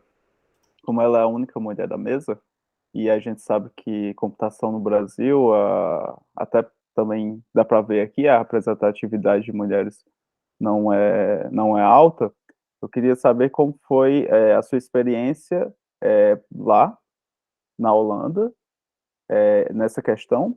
Aqui, por eu estar num laboratório que também faz parte da biologia, acaba sendo meio dividido a quantidade de homens e mulheres, laboratório que eu estou aqui na França. E eu queria saber como é que foi a sua experiência lá e o que é que você espera encontrar também quando você for no próximo ano. Acho que em relação a isso, a experiência não muda muito, né, da brasileira, no sentido de quando eu fui para o grupo de pesquisa, acho que nos Estados Unidos tinham mais mulheres, mas assim, eu estava indo para um departamento, era de neurociência, assim, e era até curioso dizer isso, né? Eu fui para o departamento de neurociência, e na época, né, foi em 2014, 2015, foi o boom das CNNs, assim, então todo mundo estava programando e estava todo mundo discutindo sobre rede neural convolucional, e acho que existia só um aluno de doutorado que era da computação. Então, assim, eu estava num grupo de neurociência, estava discutindo neurociência, computação, e não era, de fato, do departamento de computação, né? Mas lá tinham mais mulheres, mas porque não era computação, mas na minha experiência na Holanda só tinha uma mulher, não, tinham duas mulheres. Então não muda muito da experiência brasileira nesse sentido de representatividade, né? Mas sobre relação entre pessoas, eu acho que eu fui super bem recebida lá. Assim que eu cheguei, já tinha uma plaquinha com meu nome, né, na porta da sala onde eu estive. Acho que não tive, né, não senti, né, nenhum tratamento individual diferente, né? Tanto com o professor de lá, o professor de lá é muito, muito tranquilo, muito gente boa em relação a isso. Recebi alguns comentários, assim, questão de segurança, eu pude perceber segurança fora da universidade, obviamente falando, né? Culturalmente falando.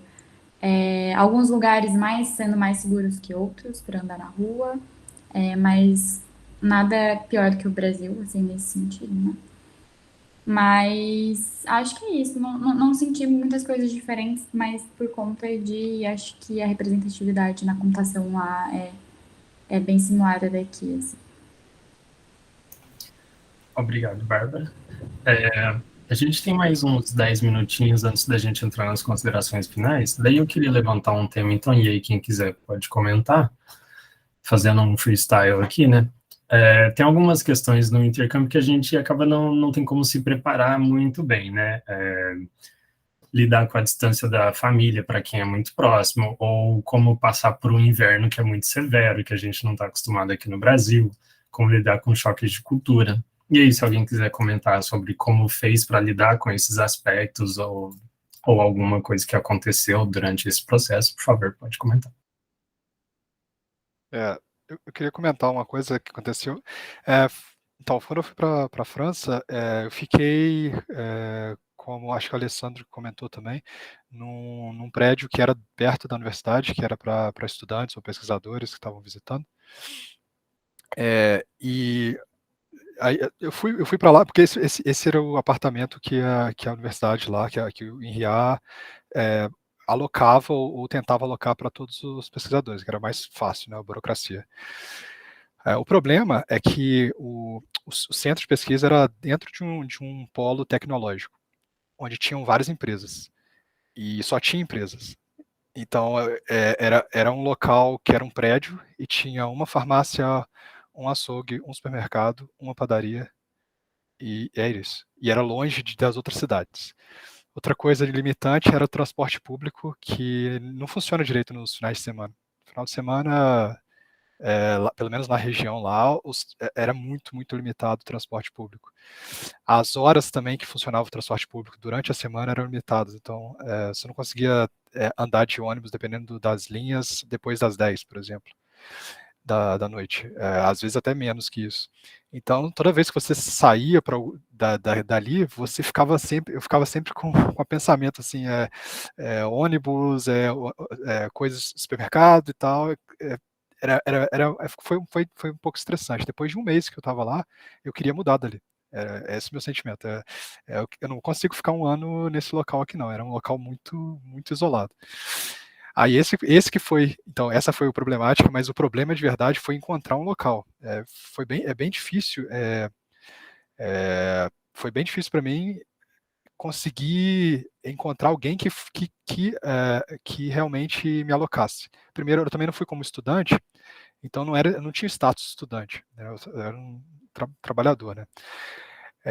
E eu tive que buscar moradia nas cidades próximas, porque ali era um polo tecnológico.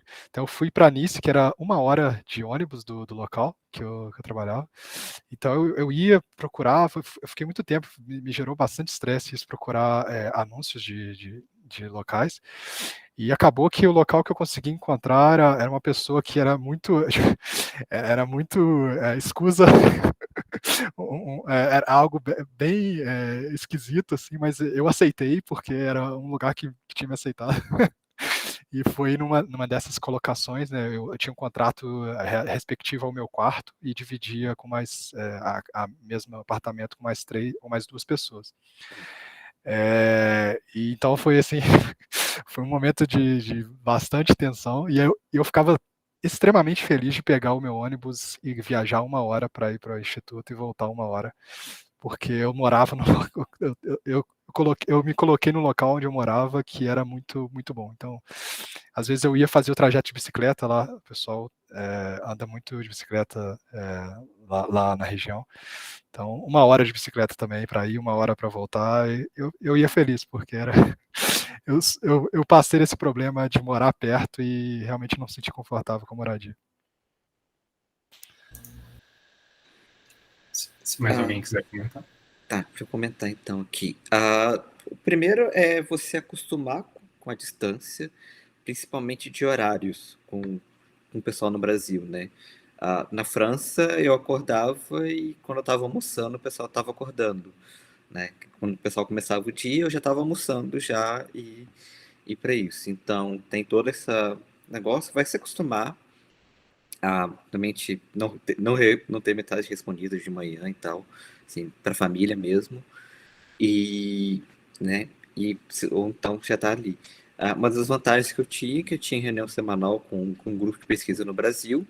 Então, nesse caso, eu tive a vantagem que o meu orientador também estava né, no sabático, ele estava na Holanda, então ele estava no mesmo fuso horário que eu e no Brasil. Então, para o pessoal, para ficar fácil, era no horário do almoço do pessoal do Brasil.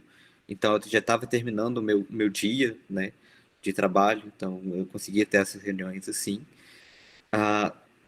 Igual o Alessandro também, eu cheguei no inverno, né, foi difícil acostumar a não ter sol depois das 4h30 da tarde, praticamente, 4h30, 5h30 da tarde, já não tinha sol. Então, foi uma coisa que o corpo tem que acostumar, mas lugares já estão preparados para isso, né? Então, mesmo que neve ali, vai ter um negócio para limpeza lá. As casas, né, os apartamentos lá são já preparados para isso, tem aquecedores. Então, sim, é só ter esse contato lá para poder fazer as coisas e não ter problema. Assim, eu estava numa cidade menor, tinha 100 mil habitantes, nasci ali e os entornos. Acaba que eu fiquei numa cidade satélite ali dali. Então, tinha as coisas em volta, e por mais assim, que tinha alguns bares, por exemplo, eu via que fechavam no mesmo horário que o mercado, por exemplo. Assim, eu não sou muito de sair, mas eu olhava assim, achava estranho o bar já tá fechando, assim, por volta das 9 horas da noite, mas ok, do local, assim. Mas sim, eu já peguei, igual o Wesley comentou, de ir para o centro da cidade com o pessoal do laboratório, sim, até na minha despedida, e na volta ter que voltar um tanto a pé, porque os horários do tram, né, que é o trem da cidade lá, já tinham mais resumidos, né, porque já era bem de noite e tal. mas sim, nada que tivesse problema, tanto que porque a minha cidade era bem pequena, né, 100 mil habitantes só, e acaba que o caminho era bem tranquilo, e tava com o pessoal geral ali, mas e o de resto é aproveitar e sair, tem bastante, na França, né, que eu posso dizer, tem bastante parque, então tem lugar bastante para caminhar e fazer as coisas, e bastante coisa para fazer e para ver. Deixa eu só complementar a fala dos colegas, Guilherme. Duas coisas. Eu acho que, no final das contas, precisa ir com a mente aberta, tá? É outra cultura. Eu acho que a ideia é você entrar mesmo de cabeça, fazer essa imersão. Comigo, eu morei, né, um tempo na Itália, morei na Holanda, e eu descobri que eu me adapto muito fácil, porque eu não reclamo. Então, eu acho que você não reclamar já ajuda muito, sabe, a situação, porque você não vai mudar o clima, você não vai ter a comida brasileira, que é maravilhosa, à disposição, né, sempre ou comumente. Então, é tentar aceitar as coisas e tentar extrair o melhor, né? Então, eu me adaptei muito fácil. Na Itália, eu comia muita massa, risoto, e na Holanda era sanduíche, porque eles não comem comida quente no almoço, geralmente, então era sanduíche. Lá na Holanda, o transporte número 1 é a bicicleta, né? Porque o país é plano. Então eu pedalava lá 0 graus, feliz da vida, tomando chuva, tomando granizo, e eu estava realizando um sonho. Então para mim, eu nunca reclamava. A temperatura de fato é ruim. Eu acho que nem a temperatura, é mais a falta de sol, né? Como o Rafael falou, 4 horas. Você levantava 7 da manhã ou um pouco antes, estava aparecendo meia-noite, aí era 4 e pouco. Eu cheguei a ver para comprar uma lâmpada que simulava o sol para tentar ajudar a acordar, porque você tem que tomar vitaminas, né? Porque você perde de fato. Mas eu sempre aceitei isso e tentei tirar o melhor, né? Mesmo sentindo saudade de muitas coisas do Brasil. E o segundo ponto que eu acho que vale a pena é o seguinte: além disso, todos nós aqui acabamos falando só das nossas próprias experiências. Talvez só o Wesley teve aqui do grupo experiência que nem eu tive de levar uma segunda pessoa junto, né? Um parceiro ou uma parceira. E aí também é um problema escala, porque não é só uma adaptação, não é só uma vida, são 2 pessoas. Então, nesse sentido, a minha esposa ela foi super com a cabeça aberta, mas houve momentos que eu estava vivendo uma experiência melhor do que a dela, porque eu estava tendo em contato com muitas coisas na universidade, ela não estava tendo essa experiência profissional tão boa quanto que eu estava tendo.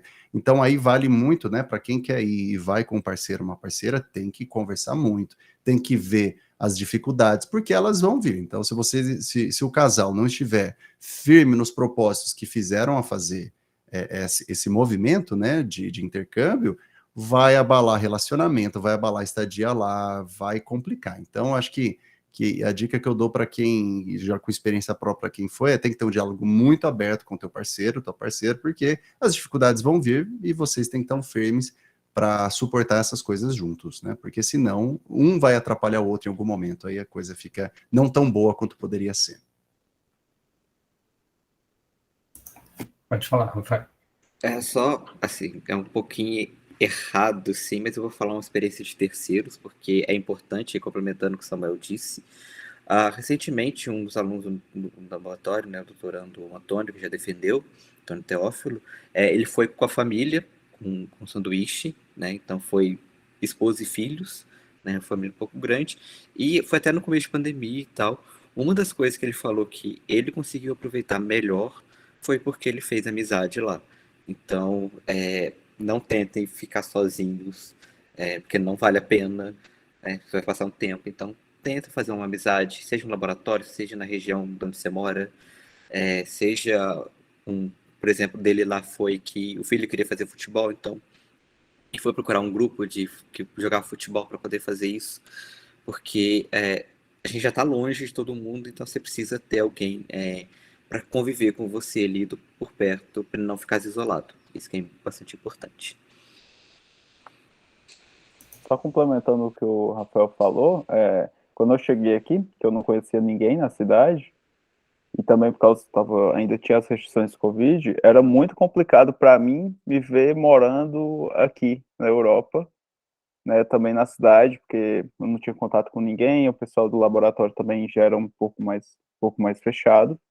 E quando você vai achando amigos, você vai criando amizades, vai criando atividades que você faz também, fora da academia, porque você ficar também só na parte acadêmica vai ser muito ruim para a sua vida. Você tem que procurar eventos, coisas que você gosta de fazer por fora, e isso aumentou muito a minha qualidade de vida.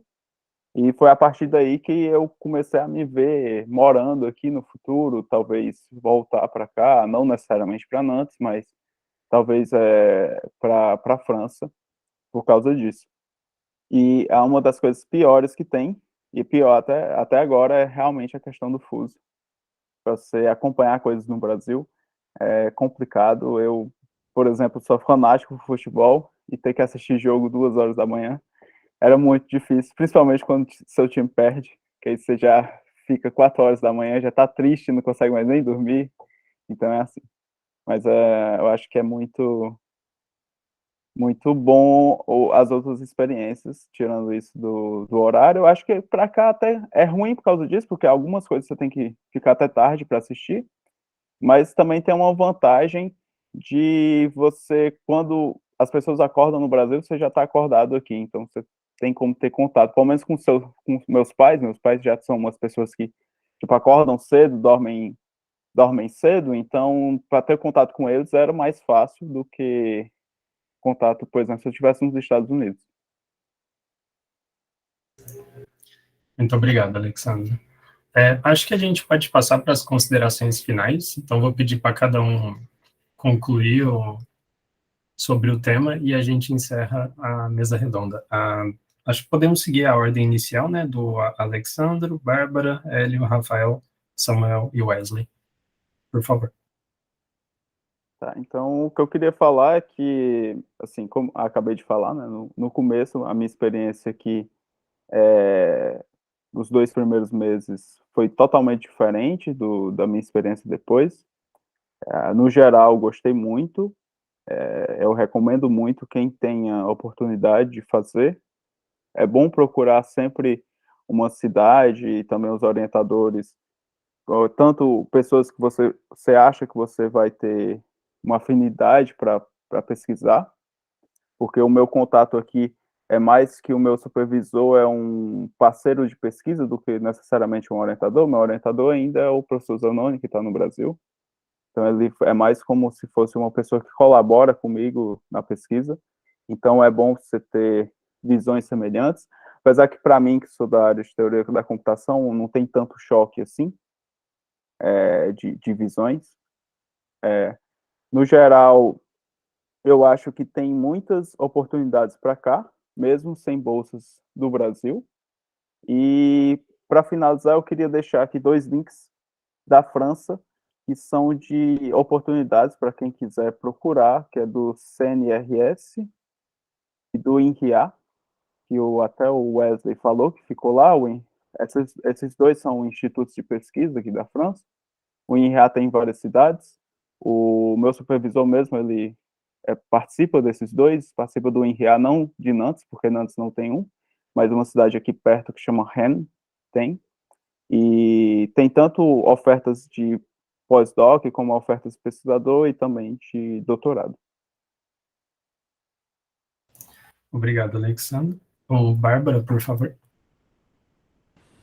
Eu acho que eu queria começar falando que, bom, precisa de muita organização, precisa de muita paciência, precisa continuar insistindo quando as coisas não estão dando certo, tanto na parte burocrática antes de ir, quanto estando lá, né? Acho que os colegas falaram vários exemplos de situações que vão ser desafiadoras, né? Mas eu ouvi esses dias que o difícil não quer dizer ruim, né? A gente entender o difícil como ruim, mas o difícil pode ser bastante produtivo e desafiador nesse sentido.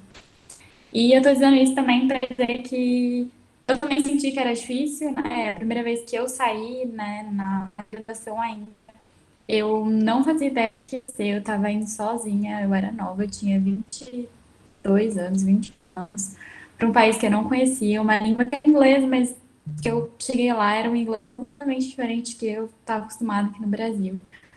Então, acho que, bom, a gente vai achar difícil, vai achar desafiador, a gente vai se desanimar no meio do caminho. E insistam, assim, porque corram atrás das oportunidades. Às vezes a gente fica esperando chegar uma boa hora e às vezes a boa hora nunca chega, mas acho que é uma experiência que todo mundo deveria viver no sentido de aprender coisas novas, culturalmente falando, né? Quanto academicamente também, vai ser muito produtivo, e acho que é isso. Obrigado, Bárbara. O professor Hélio, por favor. Bom, eu agradeço pela oportunidade para ajudar a esclarecer algumas dúvidas sobre o intercâmbio. Foi até um grande prazer ouvir os comentários dos colegas, algumas experiências semelhantes, outras um pouco diferentes, mas a gente sempre aprende algo. E apesar de várias dificuldades, situações que precisam ser resolvidas, né, para que o intercâmbio seja viabilizado, normalmente um bom planejamento pode contornar esses principais problemas. Pesquisar as diferentes opções é fundamental, tentar procurar conhecer o local de destino. Hoje há muitas fontes, inclusive vídeos, vendo como é a cidade, a universidade, etc. Planejar o intercâmbio com antecedência. Na minha visão, a decisão de estudar no exterior é uma experiência capaz de mudar a vida para sempre. A minha mudou. Isso geralmente é para melhor, né, obviamente.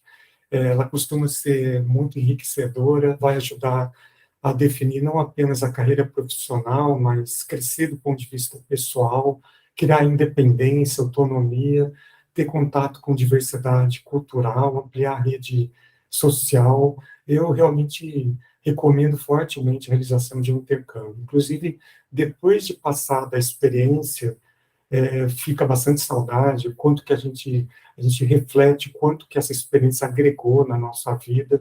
Então, eu recomendo realmente. Maravilha, obrigado, professor. Eu vou passar a palavra para o Rafael. Eu agradeço novamente pelo convite aqui para a Mesa Redonda, foi bastante interessante ver o pessoal aqui. É interessante que todo o pessoal que foi para a França foi para a cidade com N, Nancy, Nantes e Nice, aqui que eu levantei. Mas então, só lembrando aqui, caso alguém do público que queira procurar, pode me procurar, eu creio que também vai procurar assim, para tirar dúvidas.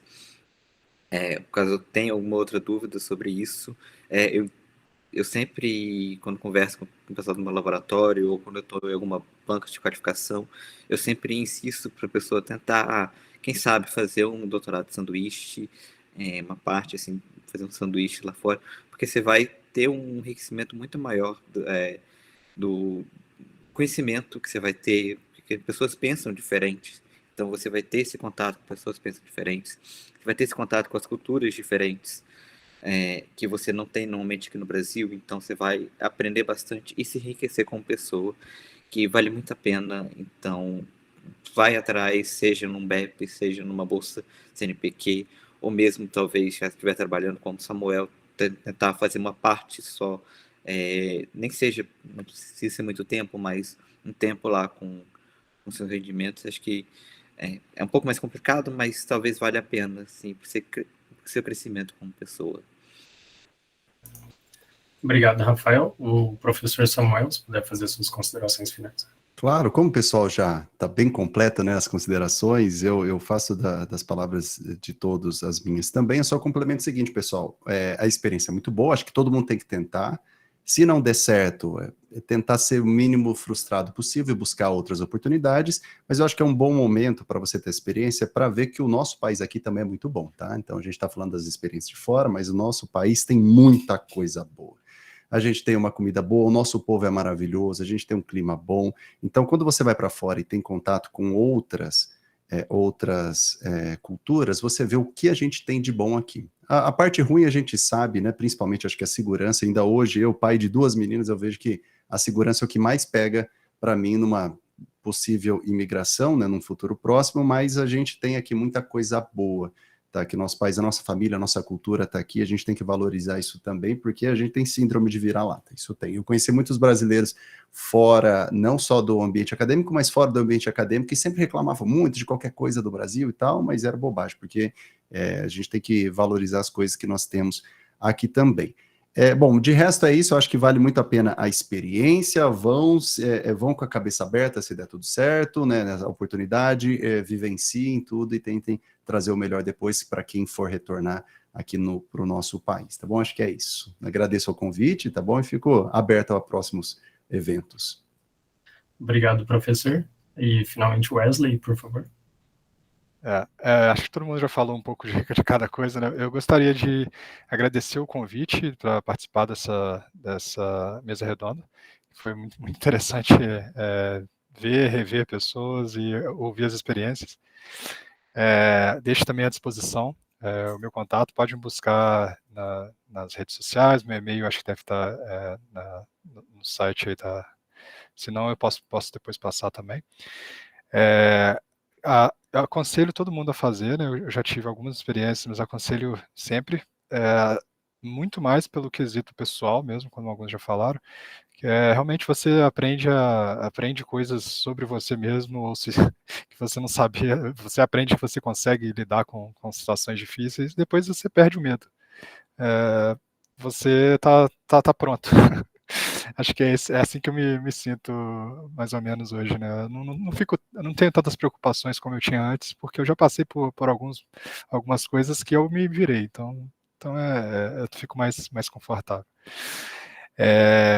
E uma coisa que eu queria deixar tipo, um amigo meu teve uma experiência recente, né, de tentar doutorado fora, e uma das coisas que pega bastante comigo também que é muito importante, contatos, indicações. Então, se vocês estão procurando uma experiência fora, tenta buscar pessoas que trabalham lá, tenta conversar, achar pessoas no LinkedIn mesmo, mandar mensagem. Se você conseguir o contato de uma pessoa que está num grupo, que trabalha lá, que você consegue quebrar a barreira e conversar com aquela pessoa, você vai ganhar bastante informação de como proceder dali, né? Acho que isso é importante. Então, se você está tentando por conta própria, né, não vir um grupo de pesquisa, tenta se virar mesmo para encontrar pessoas e fazer alguma conexão. É isso. Obrigado. Obrigado, Wesley. Vou agradecer a todos os presentes, muito obrigado por participarem aqui, honrarem a gente, né, com a presença de vocês e essas várias experiências. Agradecer a Helena por ter me convidado para fazer essa mediação também, e todo mundo a plateia que veio aqui a participar da nossa mesa redonda. Vou deixar o meu e-mail aqui, caso alguém queira tirar dúvidas de alguma coisa, ou precise de alguma informação a mais, fiquem livres para entrar em contato, tá? E obrigado a todos, e a gente encerra aqui, então, a mesa redonda. Bom, muito obrigado, pessoal. Eu vou aproveitar, o professor Hélio, você tem 10 minutos, vou aproveitar o final do evento. Sim, Samuel. Já vou deixar aqui, Hélio, o link de uma outra call para a gente conversar rapidamente, tudo bem? Ok. Todo mundo vai A cara entrar de Samuel nesse... fazer isso, né? A cara de Samuel. Sim. Aproveitando. Boa tarde a todo mundo. Boa tarde, gente. Bom dar Tchau, pra obrigada, Até mais. pessoal. Boa Tudo de tarde. bom, obrigado, pessoal.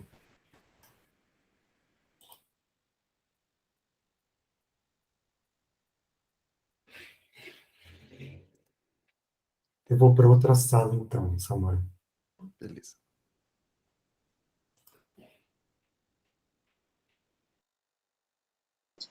Tá, obrigado.